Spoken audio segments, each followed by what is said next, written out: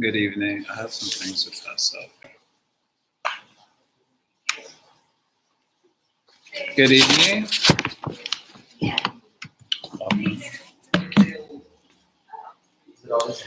Yeah.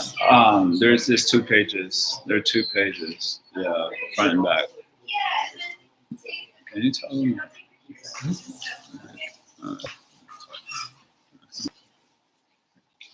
Om Jnana-timirandasya Gyananjana Shalakaya Chakshunamilitamena Tasmai Shri Guruve Namaha.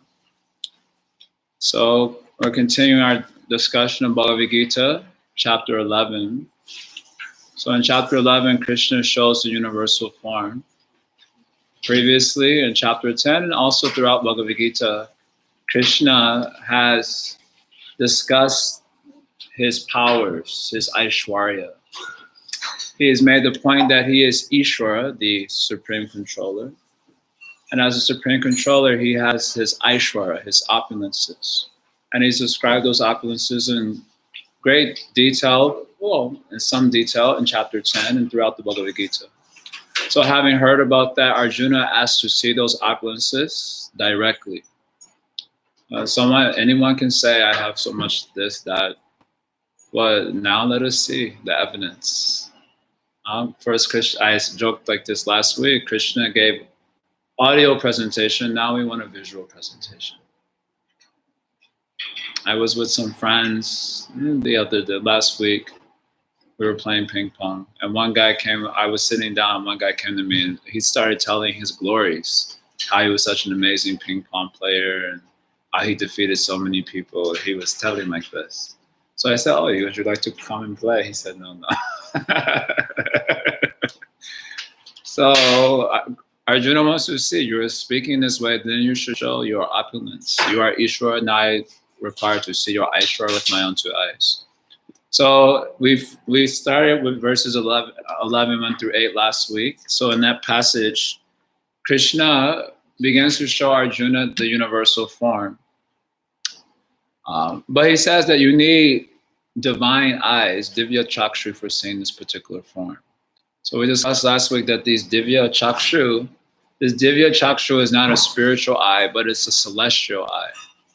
And ordinary Vedanta philosophy, the material world, in short, can be divided into the middle region, where the earth can be found, in the subterranean regions, and then the celestial region. And then beyond the celestial region, there is a spiritual reality, Vaikuntha. So the Divya Chakshu refers to the celestial eye, by which you can see many wonderful and extraordinary things within the material world, but not that spiritual eye required to see spiritual things, like the form of Krishna, for example. So Krishna blessed Arjuna with the Divya Chakshu so that he can see the universal form. So in verses 9 through 45, Arjuna describes what he sees. So we're actually just going to read this passage. So it's a long passage. We're going to read it together. So if you have, this is something else after. We're going to do a lot of reading today. This thing that I'm sharing with you now is from Hridayananda Maharaj's book. He does a little section about the form of Krishna. We mentioned this point in our last class also. This is a very important point, that the Bhagavad Gita can be divided into 3. Really? I don't know what to do. Maybe his phone is not working, huh? It says it's working, someone is watching. So I don't know. Yeah, right, come down. Now that's why you're supposed to go. When Sal is speaking, you're supposed to go and sit where he can see you also. Not that you have these Divya Chakshu eyes from some other location you watched. So we mentioned this last week. Bhagavad Gita can basically be divided into 3 sections. The first 6 chapters, the middle 6 chapters, and the last 6 chapters. There are 18 chapters of Bhagavad Gita. So in the first 6 chapters, in each of the 6 chapters, there's a predominance of theme. So in the first 6 chapters, the predominant topic is karma yoga, basically. A little bit, Krishna touches on Jnana and Dhyana yoga, but the predominant theme is karma yoga. Because Arjuna is a warrior, so he's trying to get Arjuna to fight the war on the basis of the principles of karma yoga. In the middle 6 chapters, the main theme is bhakti yoga, bhakti to the Lord. So this 11th chapter falls in that middle section. So we were describing why this chapter falls in the bhakti yoga section. And anyway, it was discussed briefly, and we'll see a little bit more about this with this little article that I'm sharing with you. The reason for this chapter following in the Bhakti section is because it will demonstrate Krishna's form as supreme. That his form, his human form, Manusha Tamnu Ashrita, is not just another form of matter. So when Krishna comes human, he says in Bhagavad-Gita 9:11, Avajananti ma mudha, Manusham Tanam Ashrita. When I come in my human form, people deride me. They basically think that his form is another form like theirs. Because naturally, when you think of God, or when you think of anything, you think of it from the reference point of your own ego, right? So if you are human, so you think God is human. That is not true. One time I met one young man at other time I was at Chicago. One kid, he was there coming around for a short time, and he said, Jesus is Puerto Rican and black. I was like, that's really precise. And so then I asked him a question. I said, are you Puerto Rican and black? He said, yeah, how did you know? He was like such an adorable kid. He must have been like 11 years old or something, like very young kid. How did you know? I said, just a wild guess. So generally, when you look at anything in this world, you look at it from the reference point of your own ego. So naturally, people give the argument because we are humans, we think that God is human. And this is called anthropomorphism. So naturally, when Krishna comes as a human being, or he appears human as an avatar, Manusham Tannamashrita. It means he comes in his human form, Manusham, the form of a man. So people naturally think that he is human. He's an ordinary human, or else they think that we're imagining Krishna's humanity. So therefore, the need to demonstrate that Krishna's form is not imagined, but it is actually Supreme Godhead. So that is why this particular chapter becomes important in the Bhakti Yoga section. He will demonstrate three forms in this chapter: his cosmic form, his four-arm form, and then his two-arm form. And this two-arm form will be demonstrated or shown as supreme. So that is why this becomes very important in Bhakti Yoga tradition, that the form of God is not just imagined. It is not just an alambana. The word alambana means a mind support. So in yoga system or systems of meditation, we need some object to focus on. So in traditional Vedic culture, the object of focus was mantra, and it was also some deity form would be there. But the deity form was considered ultimately a product of Maya, or material, illusion. And once you attain some spiritual realization, then you can give up that object also. So in Bhakti Yoga traditions, Bhakti Vedanta, they find this concept to be offensive. The form of the Lord is not fake. It is not a product of material energy. It is not just a lambana for helping you focus. It is not a philosophical principle. Just like sometimes when people are giving kirtan, they describe what the mantra means. So they'll say, I remember my very first kirtan that wasn't in a devotee temple, which was like my second kirtan. And it was from a famous, I'll not say the name because some of you might know this person. Anyway, he's part of this scene called the American Kirtan scene. And he was singing one mantra, Devaki Nandana Gopala. So he said that Deva means light, and Nandana means something, and Gopal means something. He said, so this means to worship the light within you. And I was like literally had only been around for like 1 or 2 months. I was like, I thought Devaki Nandana meant the son of Devaki, Krishna. And you're giving this other explanation. So they think like this: God is just some philosophical principle to help you connect with your higher self, like this. So this chapter wants to show that no, Krishna is not a philosophical principle. He's not a mind prop. He's not fake. He's not a product of Maya. He's actually divine Godhead, Supreme Godhead himself, superior to all other forms, including this cosmic form, which is very extraordinary. So it's a very important chapter in this sense. Now we got to do a lot of reading. So if you have Bhagavad-Gita with you, it's advised to read along, just so that you have a little bit of extra engagement. Otherwise, you may space out or fall asleep. And you can share with someone. Come forward and you can share. I'll need this one. So we're going to read passage 9 to 45. The first half of this passage is just a description of what Arjuna sees with the Divya Chakshu. And the second half of the passage is Arjuna offering prayers. He's astonished, he's afraid, and he offers prayers to the Supreme Lord. And then he requests the Lord to remove this form because it is quite frightening. So this is what we're going to hear in this passage. So we're just going to read along here. Everyone prepared, ready? We're going to start with verse 9. It's from verse 9 to 45, the passage. So good luck. May the odds be ever in your favor, that you can pay attention. I'll just be reading the English. So Sanjaya said, O king, having spoken thus, the Supreme Lord of all mystic power, the personality of Godhead, displayed his universal form to Arjuna. Arjuna saw in that universal form unlimited mouths, unlimited eyes, unlimited wonderful visions. The form was decorated with many celestial ornaments and bore many divine upraised weapons.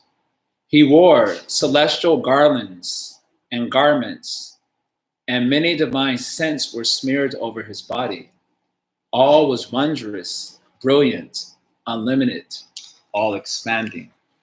If hundreds of thousands of suns were to rise at once into the sky, their radiance might resemble the effulgence of the Supreme Person in that universal form. At that time, Arjuna could see in the universal form of the Lord the unlimited expansions of the universe situated in one place, although divided into many, many thousands. Then, bewildered and astonished, his hair standing on end, Arjuna bowed his head to offer obeisances, and with folded hands began to pray to the Supreme Lord. So the word here in the Sanskrit is Vismaya Avishto. He was overwhelmed with astonishment. So, yeah, I'm trying to think of a good example of being overwhelmed with astonishment. I was going to think of a bad example, but of something you experience in New York, like just seeing the people in the city, you're overwhelmed with astonishment. That is not a precise example to describe what Arjuna is actually feeling, though. Because it's reverence, and you'll see it lean towards fear also. Verse 15, Arjuna begins to offer some prayer. My dear Lord Krishna, I see assembled in your body all the demigods and various other living entities. I see Brahma sitting on the lotus flower, as well as Lord Shiva, and all the sages and divine serpents. This is a very important verse, so kind of note it. Next verse. O Lord of the universe, O universal form, I see in your body many, many arms, bellies, mouths, and eyes expanded everywhere, without limit. I see in you no end, no middle, and no beginning. Your form is difficult to see because of its glaring effulgence, spreading on all sides, like blazing fire, or the immeasurable radiance of the sun. Yet I see this glowing form everywhere, adorned with various crowns, clubs, and discs. You are the supreme, primal objective. You are the ultimate resting place of all this universe. You are inexhaustible, and you are the oldest. You are the maintainer of the eternal religion, the personality of Godhead. This is my opinion. You are without origin, middle, or end. Your glory is unlimited. You have numberless arms, and the sun are your eyes. I see you with blazing fire coming forth from your mouth, burning this entire universe by your own radiance. So it's about to start getting a little bit more intense now.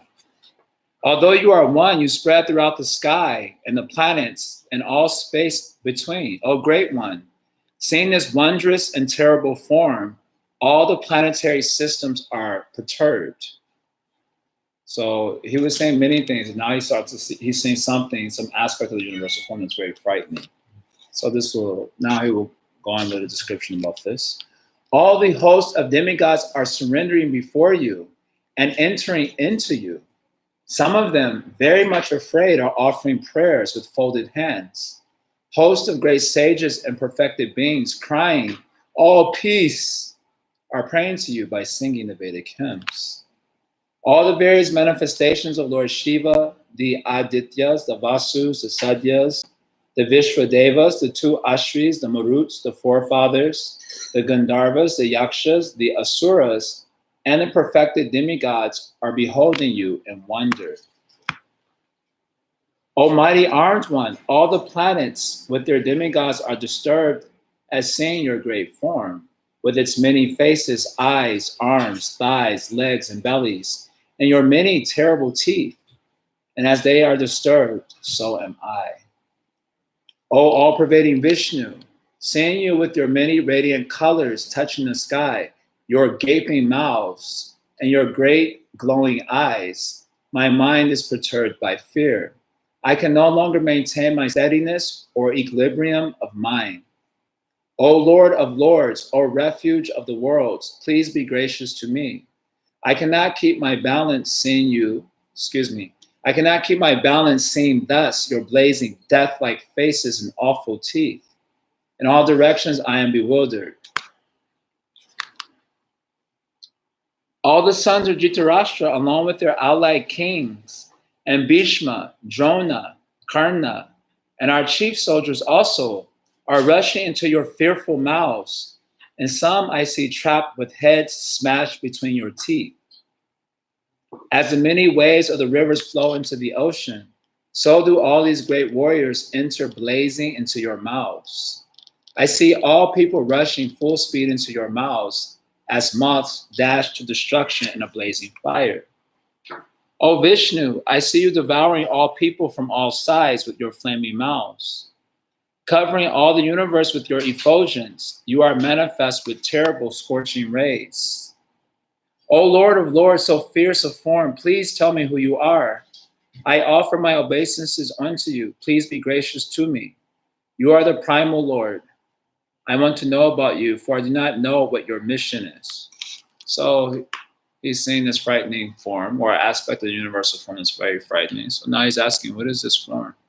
So now Krishna speaks a little bit here. These are actually kind of important verses. Anyway. So Krishna begins to speak in verse 32. This is very interesting. He says, time I am, the great destroyer of the worlds. So that is a form that he's saying, the form of time. Kala Rudra. And I have come here to destroy all people. Because that's what time basically does. With the exception of you, the Pandavas, all the soldiers here on both sides will be slain. Therefore, get up, prepare to fight and win glory.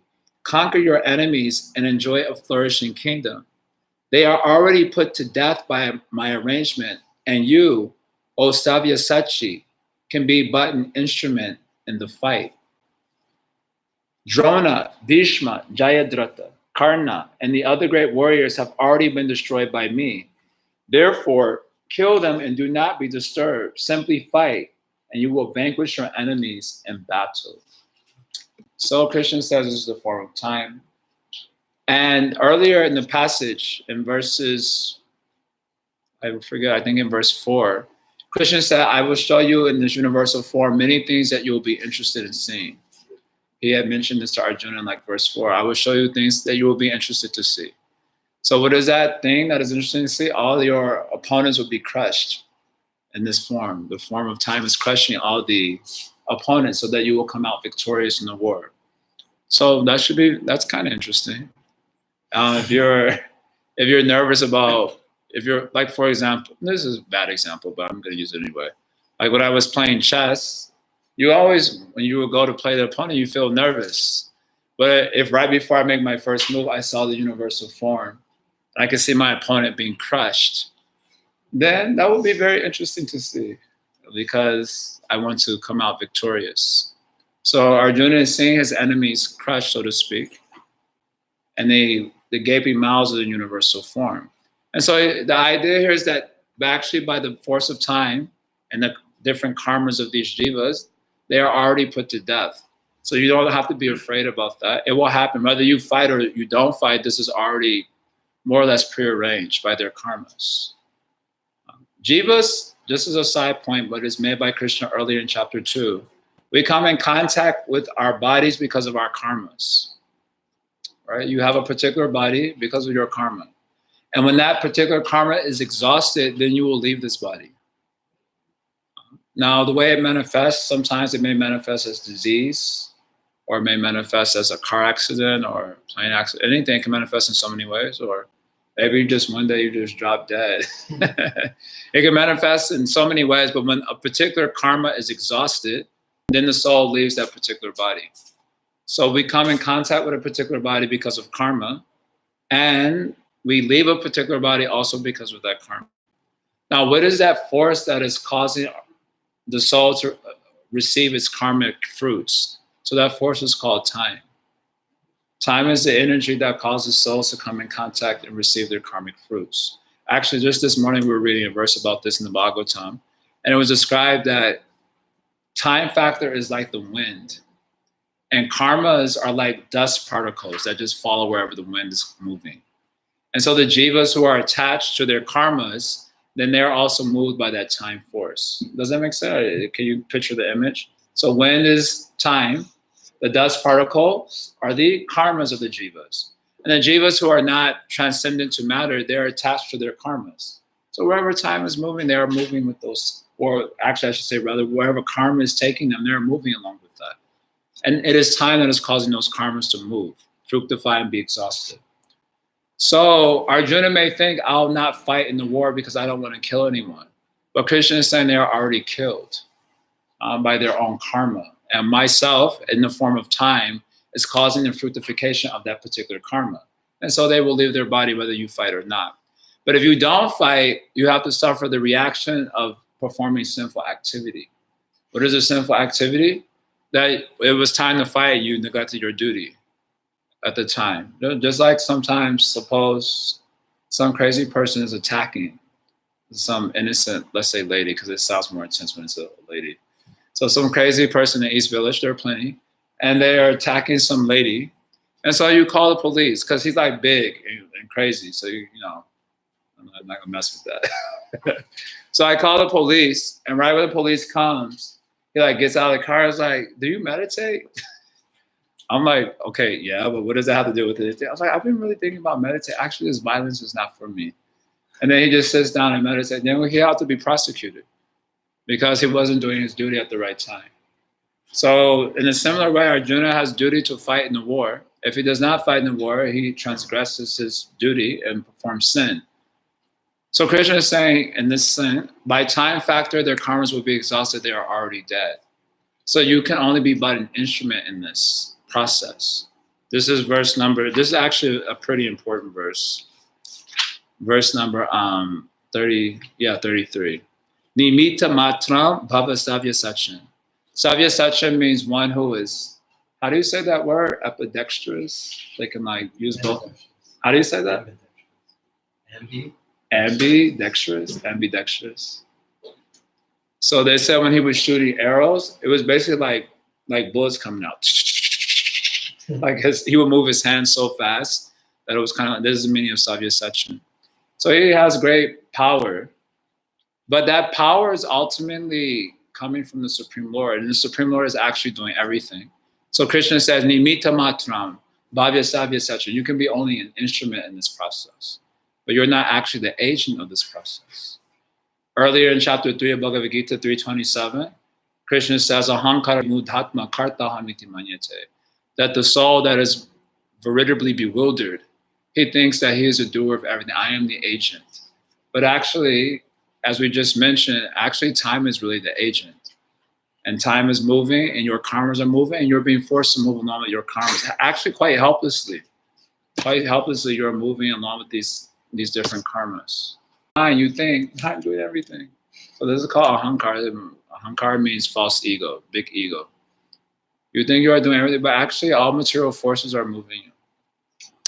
So you can be an instrument of me, or you'll be an instrument of these material forces. Either way, what is destined will take place in time. So therefore, be an instrument and don't perform sinful activity. So this is very interesting for you. You understand? Okay, so the passage continues. A few more verses here. So after Krishna tells Arjuna about this frightening form of his, So it continues here. Arjuna begins to offer prayers of apology for treating Krishna as an ordinary human. So, this part is interesting. So Sanjaya Uvacha, he says, O king, after hearing these words from the Supreme Personality of Godhead, the trembling Arjuna offered obeisances with folding hands again and again. He fearfully spoke to the Lord Krishna in a faltering voice as follows. Arjuna said, O master of the senses, the worlds become joyful upon hearing your name, and thus everyone becomes attached to you. Although the perfected beings offer you respectful homage, the demons are afraid and they flee here and there. All this is rightly done. That's a nice verse. Oh, great one. Anyway, sorry, I have to share this, but just thinking when your names are chanted, all the demons flee here and there. So I was sharing this story in Bhagavad class like maybe 1 or 2 weeks ago. But when I first joined Krishna consciousness movement, the devotee who trained me out would have us chant the Nishinga Kavacha prayers 3 times. We would chant it 3 times in the morning. Then when we get on the train on our way to book distribution, we would chant it on a train full of people. And it was in some ways, it was a traumatizing experience because I was like quite new. And I didn't really want to show devotion like that, but I was under control, so I had to do it. So we would chant the Nishinga Kavacha. It was like a very intense mantra, and it was Nishinga Kavacham Bakshe Paralada. That's how we would chant it, just like that. And he would chastise me because it should have a nasal sound. So he would chastise me, you have to use more nasal sound. Nishinga Kavacham Bakshe. Like, he was very intense about it. And so it can be kind of weird if you have no context. You're on the train, it's the morning time, you're already tired, you're going to work, and you're like trying to sleep, all of a sudden, it could be a little jarring experience. So we would do that, and many times when we would do that, many people on the next stop, they would like get off the train, like, running. And then he would, kind of quoting this verse, the demons run here and there. And then he would say after they would get off the train, now that the train has been purified, then he would start reading Bhagavad-Gita to the people on the train. It was kind of traumatizing. Anyway, sorry, I had to share that. I was kind of reminded of that. When the demons hear your holy name, they flee here and there. Okay, continuing on. Arjuna's prayers. Oh, great one. Greater even than Brahma, you are the original creator. Why then should they not offer their respectful obeisances unto you? O limitless one, God of gods, refuge of the universe, you are the invincible source, the cause of all causes, transcendental to this material manifestation. You are the original personality of Godhead, the oldest, the ultimate sanctuary of this manifested cosmic world. You are the knower of everything, and you are all that is knowable. You are the supreme refuge above the material modes. O limitless form, this whole cosmic manifestation is pervaded by you. You are air, and you are the supreme controller. You are fire, you are water, and you are the moon. You are Brahma, the first living creature, and you are the great grandfather. I therefore offer my respectful obeisances unto you 1,000 times, and again, and yet again. Obeisances to you from the front, from behind, and from all sides. O unbounded power, you are the master of limitless might. You are all pervading, and thus you are everything. Thinking of you as my friend, I have rashly addressed you. O Krishna, O Yadava, O my friend, not knowing your glories, please forgive whatever I may have done in madness or in love. I have dishonored you many times, jesting as we relaxed, lay on the same bed, or sat or ate together, sometimes alone and sometimes in front of many friends. O infallible one, please excuse me for all those offenses. You are the father of this complete cosmic manifestation, of the moving and the non-moving. You are its worshipable chief, the supreme spiritual master. No one is equal to you, nor can anyone be one with you. How then can there be anyone greater than you within the three worlds, O Lord of immeasurable power? Okay, a couple more verses here. You are the supreme Lord to be worshipped by every living being. Thus I fall down to offer you my respectful obeisances and ask your mercy. As a father tolerates the impudence of his son, a friend the impertinence of a friend, or a husband the familiarity of his wife, please tolerate the wrongs I may have done you. After seeing this universal form, which I have never seen before, I am gladdened, but at the same time, my mind is disturbed with fear.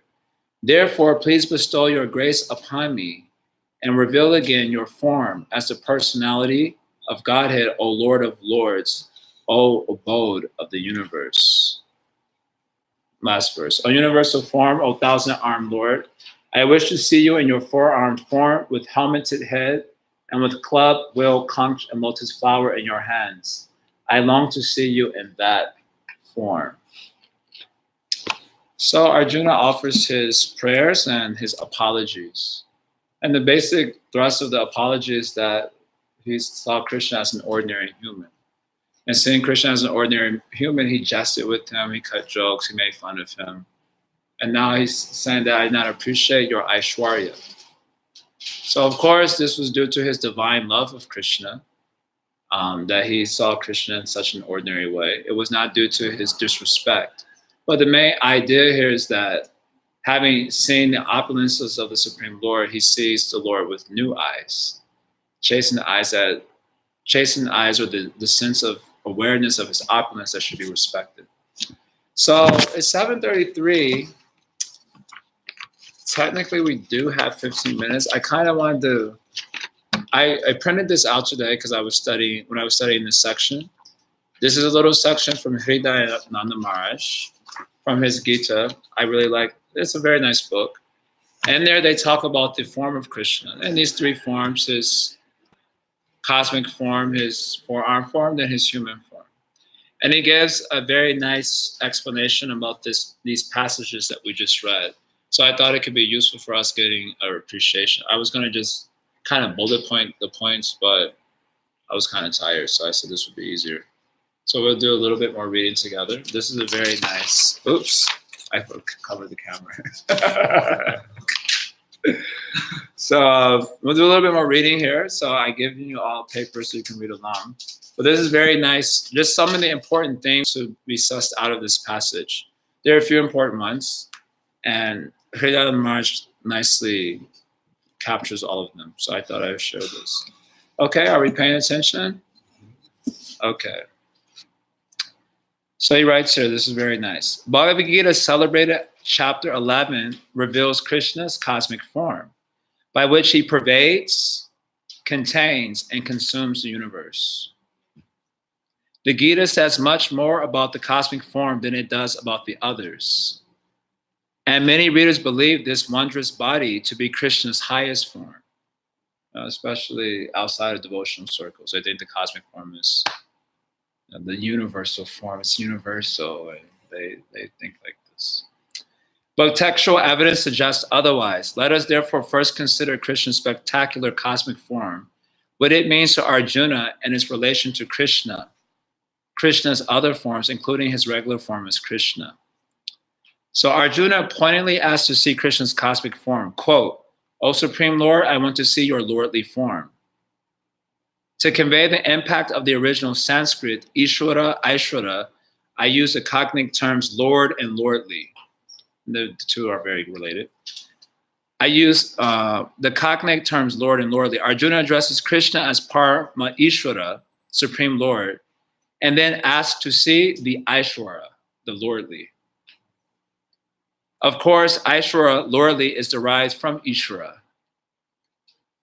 Lord. A question arises, if Krishna is Lord and Arjuna has been talking to and seeing Krishna for some time, why then ask to see the Lord's lordly form as if it were different from the form of Krishna? Is Krishna's human-like form not the true form of God? That's a very nice question that he's posing. So someone may argue in that way also. if Krishna's form is supreme, why is he asking to see this other form? So he wants to cover this idea. After seeing what he asked for, Krishna's cosmic form, which overawes and overwhelms him, as it does many readers, Arjuna bows to Krishna from in front, from behind, and from all sides, and says, quote, thinking you a friend, I impose myself, not knowing this glory of yours. We just read all this. Here we glimpse an aspect of Krishna that for millennia has charmed and mystified. The all-powerful, all-knowing God plays like a human being, forming such intimate friendships with his devotees that they forget he is God. Thus Arjuna goes on to say, quote, just to tease, I insulted you, Achyuta, in sporting, resting, sitting, and eating, alone or even in company. So this is a part of Krishna that is very mystifying. As Krishna says earlier in Bhagavad-Gita, so he says, as you approach me, I respond accordingly. So we mentioned, if you approach Krishna as impersonal Brahman, then he reciprocates by giving Brahman realization, so yujamukti. If you approach Krishna as servant, then he reciprocates as master. If you approach Krishna as friend, he reciprocates as friend. If you approach Krishna as parent, then he reciprocates by becoming a child. And if you approach Krishna as lover, he reciprocates as becoming the beloved. So he responds in exact accordance to your approach toward him. So Arjuna was friend of Krishna, Sakirasa. So Krishna responds as friend. And this part is very mystifying for people. Because how can the all-powerful God have such intimate relationship with anyone? I often give the example to try to convey this idea of try to establish a relationship with an ant. It would be very difficult. If you, a human, try to establish a relationship with an ant, even if you wanted a relationship with an ant for whatever crazy psychosis you're suffering from, then the ant cannot reciprocate with you because it is too tiny. Even if you're like, you can't even pet it because you might kill it by accident. So similarly, how can an infinitesimal truth like the jiva associate with an infinite reality? How is that even possible? So it's very hard to understand that. So that such things, of course, are possible like Krishna's spiritual energies and conceivable Shakti, called as Yoga Maya or Atma Shakti in Bhagavad-Gita. So such thing is possible. But this is a very mystifying aspect, how that infinite truth can become so intimate with an infinitesimal reality. How is that made possible? So there's another reason why they think Krishna's human form is not the ultimate reality, because he's showing something extraordinary. What is that? Something extraordinary? That even though he's an infinite reality, he can establish relationships with an infinitesimal truth. So that is obviously an extraordinary power. So anyway, he brings that point up. So Arjuna's vision of Krishna's cosmic form jolts him out of confident complacency. Jolts him out of confident. Recall Arjuna's opening request, quote, O Supreme Lord, I want to see your lordly form. Here Arjuna trusts in his intimate friendship with Krishna. Consider the somewhat common example of famous, rich, powerful people who choose to live where neighbors treat them simply as neighbors, not knowing or caring about the celebrity's celebrity. We know that famous, rich, powerful people have trouble finding true friends who love them for who they are, not for what they possess. Imagine then the situation of the supreme celebrity, God. That's a very nice example. Also, it's hard to find people who love him just for him, but such is the nature of Krishna's friends and lovers and so on. So although Arjuna is apologizing for that, Krishna actually appreciates that that's the point he's making up. So thus Krishna tells Arjuna, I speak this spiritual science to you, for you are my devoted friend. We know from Mahabharata that Arjuna and his 4 brothers devoted their lives to Krishna with great love, and Krishna lived with them as if he were a human prince. Such unassuming behavior on God's part can sometimes lead even a devoted to take the Lord for granted. Arjuna recognizes this after seeing the Lord's overwhelming cosmic form and apologizes. He's indicating on the verses, so you can look them up again. He begs to again see the form of Krishna that he knows and loves. After all, the cosmic form, for all its unbearable majesty, is hardly lovable. Krishna complies, and Arjuna sees Krishna with new and chastened eyes. So there's a very nice insight to this passage. That just like now we see the deity, and when we first became devotees, you know, like as soon as you enter the temple, you have to offer obeisances. When you leave the temple, you have to offer obeisances. But what if I just go to the bathroom? You got to offer obeisances and come back and offer obeisances. So you have like kind of a very reverential mood towards the deity, saying recognizing deity as Supreme Lord. But when you live in the ashram for a long time, and long time means like 3 weeks. 3 weeks. After that, then you just, you do one of these, where you don't bow down, you just touch the hand on the floor and do one of these. And then after some time, it just comes in and you just do one of these. And after some time, it may just be one of these, if you're Western born. So like that, you forget the Aishwarya of the Supreme Lord. And you don't appreciate so much. You take it for granted. So this is an interesting insight that Hridayana Maharaj is giving of this passage. That Arjuna is saying, I took you for granted for all that you are. But now seeing your great Aishwarya, now I'm seeing with the proper spirit. This is kind of the idea here. It's a very nice insight. He continues, why did Arjuna ask to see the cosmic form at all? Arjuna tells Krishna, I want to see you, O Supreme Lord, as you describe yourself in your lordly form. In other words, although Krishna had mentioned many times that he is God, who rules all, Arjuna did not actually see these powers in his divine but modest friend. Essentially, Arjuna tells Krishna, you say you are God, show me. So this point we have already made. Krishna replies, behold my hundreds and thousands of forms. Behold the entire universe here in one place in my body. But Arjuna cannot see this cosmic revelation with his ordinary eyes, so Krishna gives him divine vision. Arjuna then beholds Krishna's cosmic form, which shines like 1,000 suns rising at once in the sky. Arjuna sees the entire universe with all its separate forms and divisions, within the body of the God of gods. Astonished, hair standing up, he bows to God, folds his hands, and tells the Lord what he sees. But then he speaks of something new and dangerous. What is that new and dangerous thing? Yes, thank you. I see your mouth of blazing fire, burning the cosmos with splendor. Beholding this, your wondrous fierce form, the three worlds tremble. Arjuna even sees frightened gods and great sages entering this flaring cosmic form, praying for their well-being. The worlds tremble in fear. So this vision shakes Arjuna to the core of his being, and he finds no peace.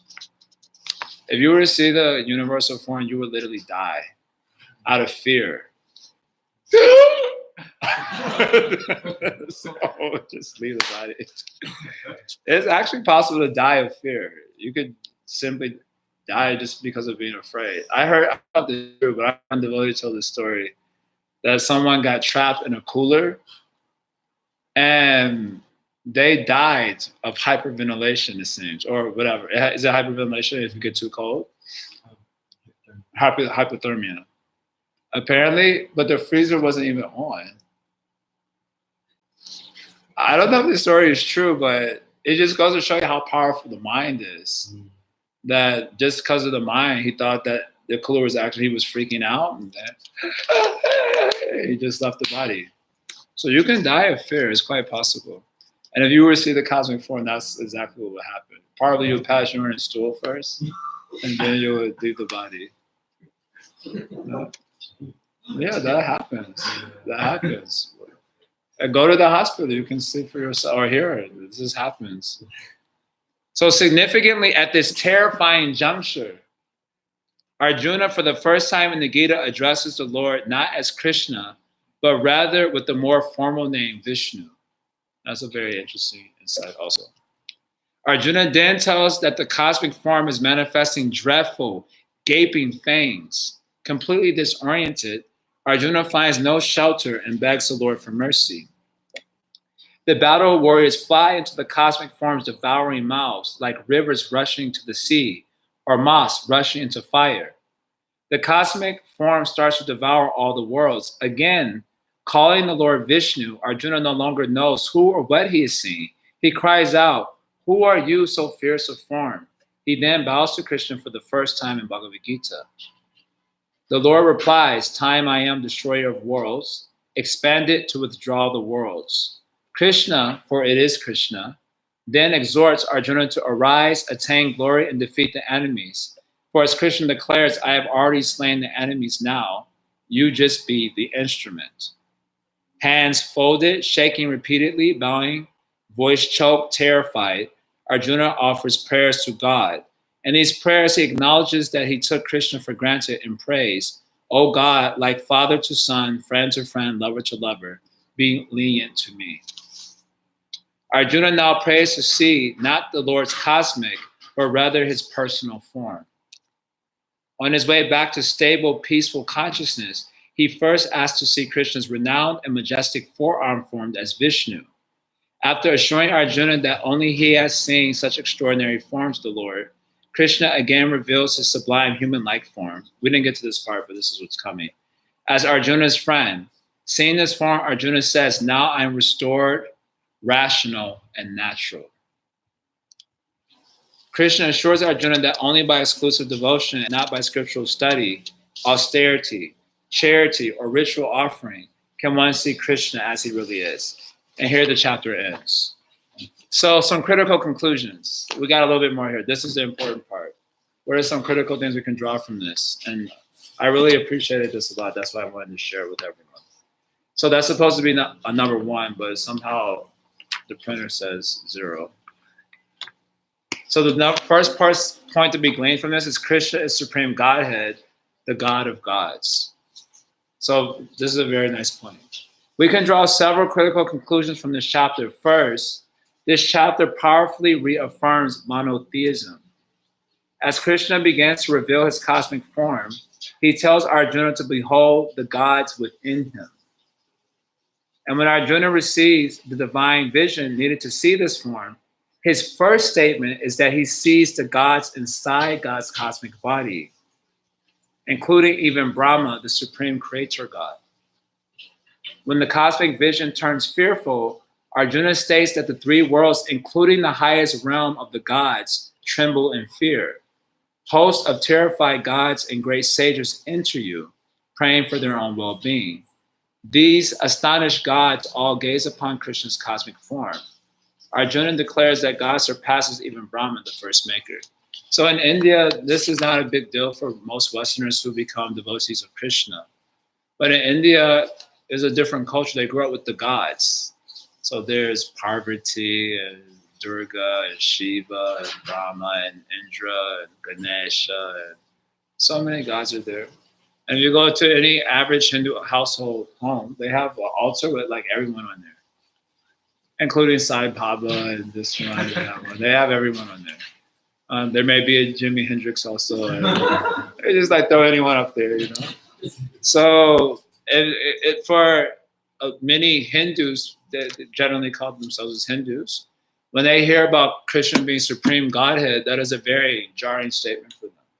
They say, no, he is not supreme. There are so many devas you can worship. Why are you saying Krishna is supreme? But here, this passage is informing us that all the devas are showing fear of Krishna's cosmic form. Not only are they in his form, but they're showing fear, showing that their position is subordinate to his own, Krishna's own. Because if it was not subordinate, why would they will show fear? Krishna is not showing fear. So this is for a Westerner coming to Krishna consciousness, this is not a very hard problem for them.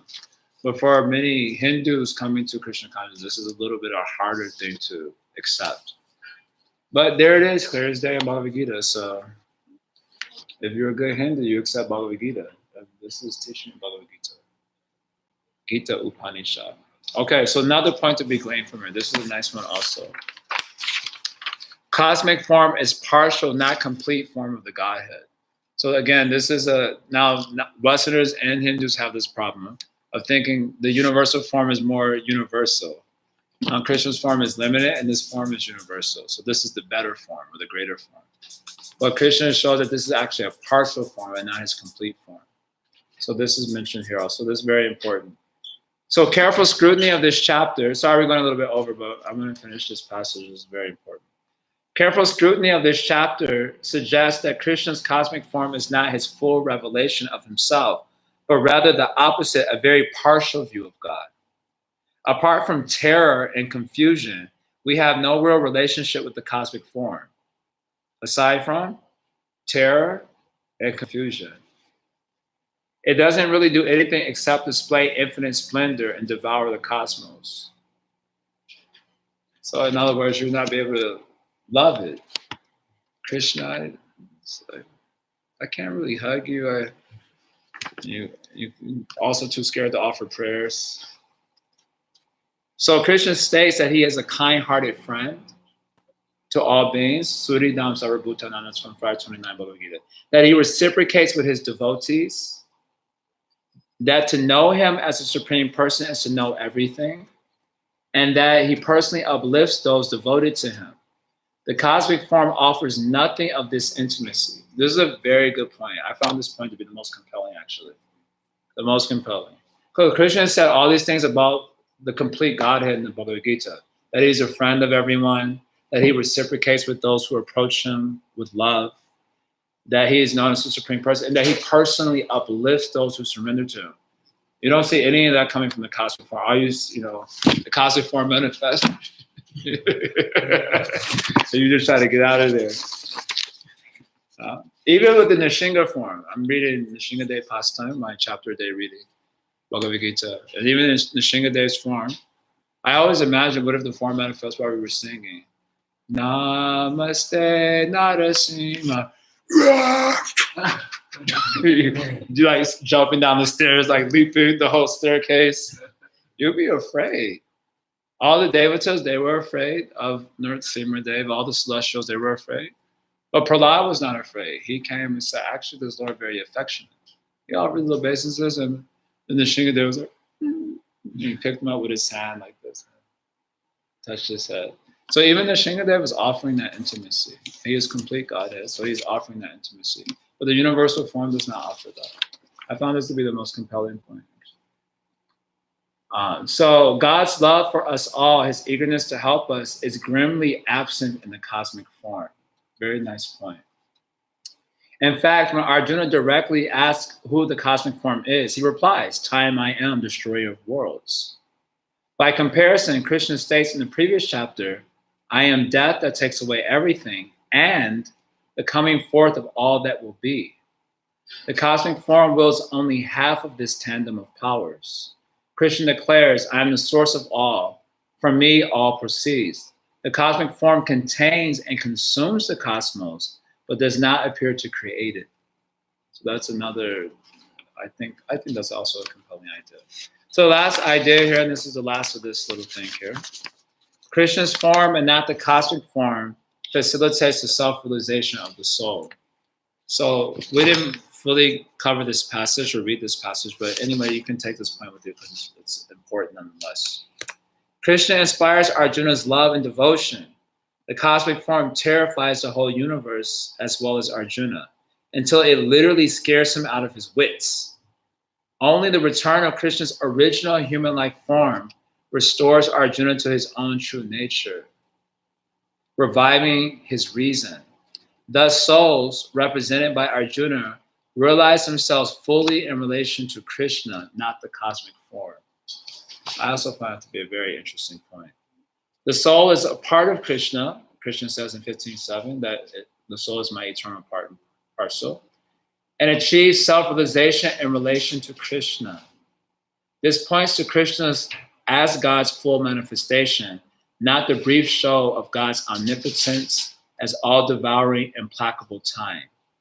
Indeed, throughout the Mahabharata, Arjuna often yearns to see Krishna, but apart from this one request in Bhagavad Gita, he shows no particular interest in seeing the cosmic form. Conclusion.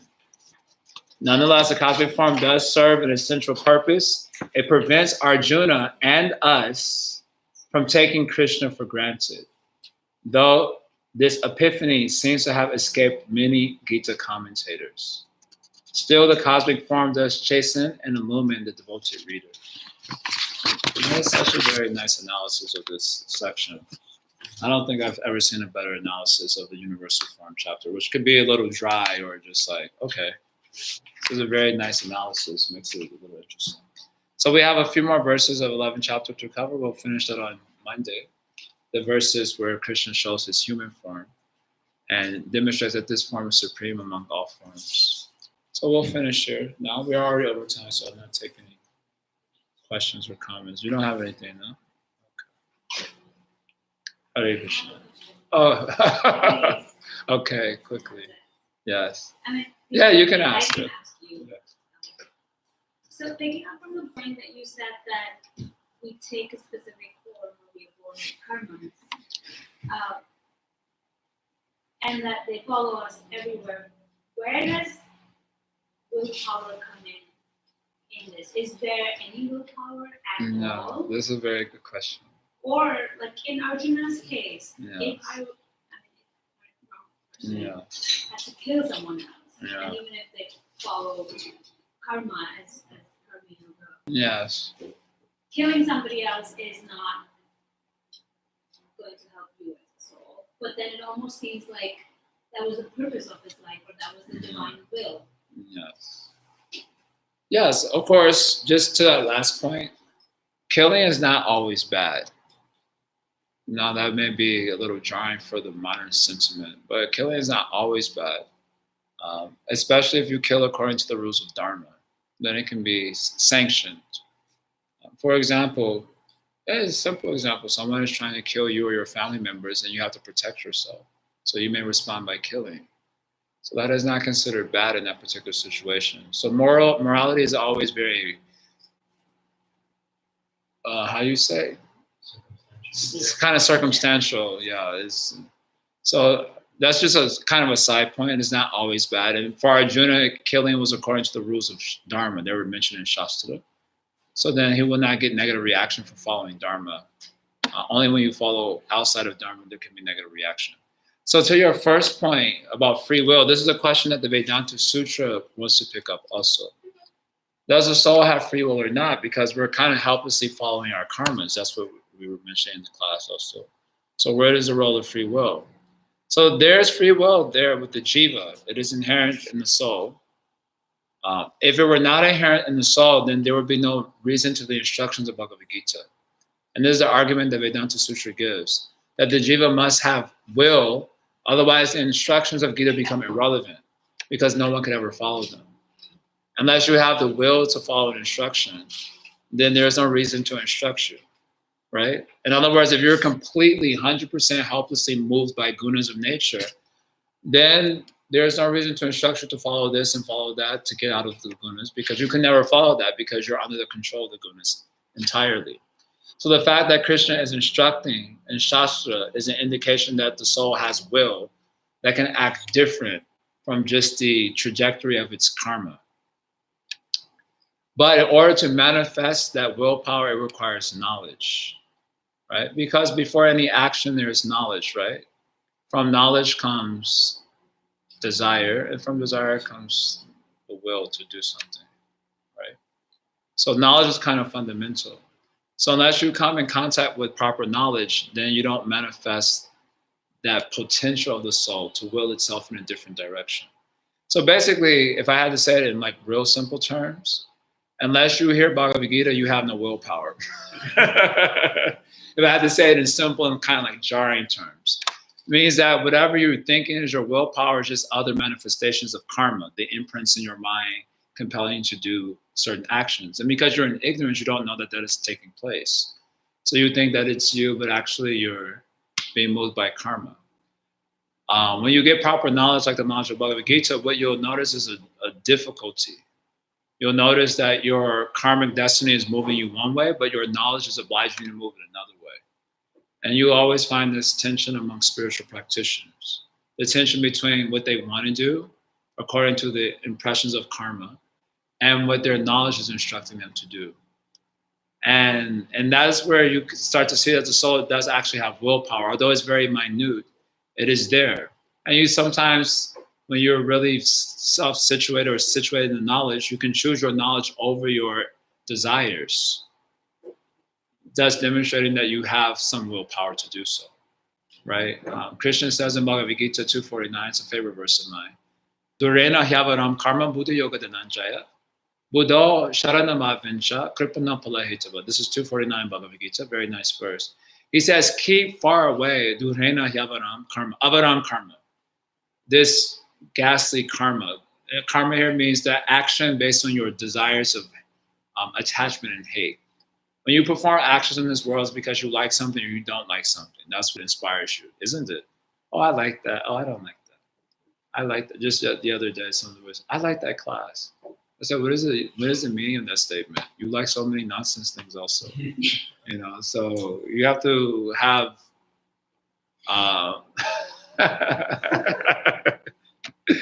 what is it usually? I like this. So then if you don't like it, then you don't hear. You have to see if you're getting knowledge that you can grow from that. Otherwise, you may, just like this happens many times, you give a class and you ask people, what did you learn from the class? And they start telling all the jokes that were told in the class. I remember talking to this one person. I'll never forget this. We were talking and some class was given, a little Ramayana story was told to make some philosophical point.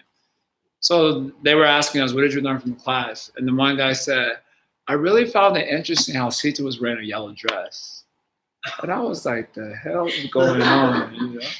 So somehow the sort of impressions that he had in his mind, that's what he connected to. So Krishna says, Durena hyavaram karma. This avaram karma, this action according to I like, I don't like, keep that far away by Buddha yoga. Because Krishna in context is talking about Buddha yoga. Action according to the knowledge that he's giving. In context, the knowledge of karma yoga or the knowledge of Gita. Then he says, Buddha sharanama avincha, take refuge in your knowledge. So immediately Krishna is talking about the dilemma that the spiritual person is going to face when he becomes spiritual. That you have this force of karma moving you one way, and then you have the force of spiritual knowledge moving you another way. And anyone, all of us, I'm sure we feel that tension in our heart all the time. And the more knowledge you get, the more that tension comes up. Because you see that karma force is very strong. Until you become fully self-realized. So anyway, in short, the will of the jiva, free will is not exactly the precise word. I would like to use the word will. The will is never free in the true sense of the term. It is either under the influence of material energy or under the influence of something spiritual. It is never free in the absolute sense like Krishna is free. So the will of the jiva is there, it inheres in the soul, but unless it has spiritual knowledge, that potential is not really manifest. And so it kind of just helplessly moves with the movements of nature. When it starts to get proper spiritual knowledge, then it becomes able to manifest the potential and move towards Krishna. This is somewhat of an overly simplified explanation of this topic, can be very detailed. But that's what we got for right now. I can make it simple enough. I hope that satisfies for now. So my point is that hear this Bhagavad-Gita, otherwise no free will. Learn Bhagavad-Gita and try to follow, then you can get real willpower to become. All right, so we'll stop there for now. Hari Om Tat Sat. Thanks for tolerating. A little bit long today. Hare Krishna.